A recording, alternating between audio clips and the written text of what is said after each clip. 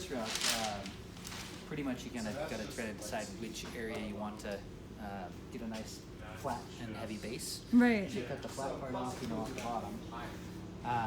Then you gotta measure. You gotta get a nice straight cut through the middle, so you have two different pieces to work with.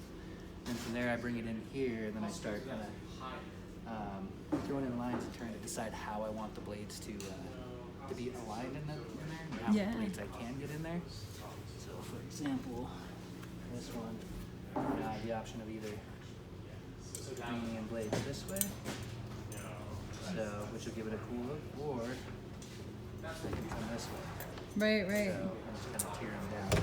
So it's like that's part of the planning process. It's kind of like we got to cut the rock, make sure we can fit everything that we want to fit into it. Right. And then also kind of thinking of the detail of how we're going to be able to work the wood, the shape of the rock versus the wood, and all that kind of stuff. And Yeah. When you start getting into stuff where it's really thick, it's like now we got to also contemplate how the rock's going to fit into the wood, and still the knife profiles are going to look good, 3 inches out. Right.